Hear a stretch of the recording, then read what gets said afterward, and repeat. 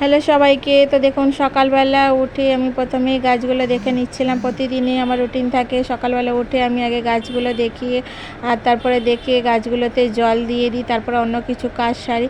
তো দেখুন আমার গাছগুলো খুব একদম ঝরঝরে হয়ে বেড়ে উঠছিল। আমি খুব শখ করে এই গাছগুলো লাগিয়েছিলাম। আমার তো আর বেশি জায়গা নেই, তাই জানলায় কয়েকটা গাছ লাগিয়েছিলাম। এই নয়নতারা গাছটা জল পেয়ে বর্ষাকালে একদম খুব তরতাজা হয়ে খুব ঝরঝরে হয়ে লম্বা হয়ে উঠেছিল আর খুব রোদ্দুরও হয়েছিল সকালবেলা। তো তাই দেখে আমি ভাবলাম যে কয়েকদিন থেকেই বৃষ্টি হচ্ছে খুব টানা, তো রোদ্দুর দেখে আমি একদম কাপড় কাচতে বসে গেছিলাম। তাড়াহুড়ো করে কাপড়গুলো কেচে মেলে দিলাম। আর এদিকে মেয়ে বলছিল ব্রেকফাস্টে ঘোলা রুটি খাবে, তাই আমি তাওয়া চড়িয়ে ঘোলা রুটি বানিয়ে নিচ্ছিলাম। আসসালামু আলাইকুম, নাসিমা কিচেন আপনাদের অনেক অনেক স্বাগত। কিন্তু দেখুন আমি তাড়াহুড়োতে একটু ছিলাম। আজকে যাব একটু দেশের বাড়ি বড় কাকার মেয়েকে দেখতে, মানে আমার দিদি বড় দিদিকে দেখতে যাব। বড় দিদির খুব অসুস্থ, শরীর ভালো না, তাই দেখার ইচ্ছা হচ্ছিল, তাই ফোন করেছিল, বলল যে আয় একবার দেখা করে যা। তো তাই তাড়াহুড়ো করে রান্না করে বেরিয়ে যাব। তো দেখুন এদিকে মাছ রান্না করছিলাম, লোটে মাছ হাজব্যান্ড নিয়ে এসেছিলো বাজার থেকে।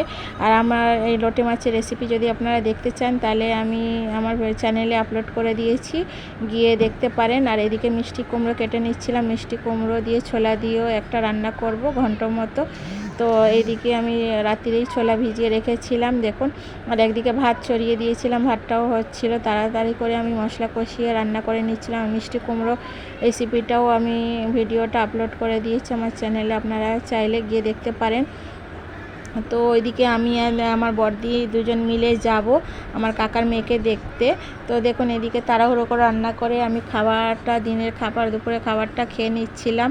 খেয়ে নিয়ে মেয়ের ভাতও বেড়ে নিয়েছিলাম আর আমারও ভাত বের করে নিয়েছিলাম। খাওয়া দাওয়া করে আমি তারপরে বেরিয়ে পড়লাম, এই যে রাস্তা দিয়ে যাচ্ছি।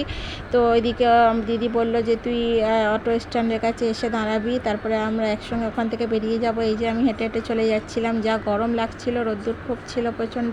তো আমি বাসে চড়ে গেছিলাম, বাসে সিট পেয়ে গেছিলাম। বাসে বসে আমি যাচ্ছিলাম, দেখুন এই জানলার কাছে একটু হাওয়া লাগছিল, বসে গেছিলাম সিটে।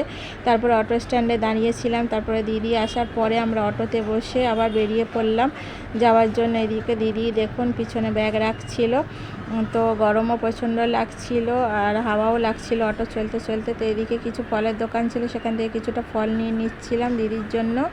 তো এদিকে পেঁপে, কলা, লেবু, বেদানা সব রকমের ছিল। তো নিয়ে তারপর আমরা আবার চলে গেলাম স্টিমারে নদী পার করবার জন্য।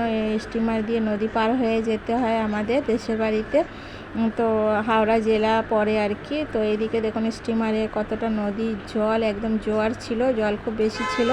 তারপরে আমরা মিষ্টির দোকানে গেলাম কিছুটা মিষ্টি নেওয়ার জন্য। নিয়ে দেখুন এই দিদির ননদের বাড়ি চলে গেছিলাম দেখা করতে, একটু পাশেই ছিল দিদির ননদের বাড়ি।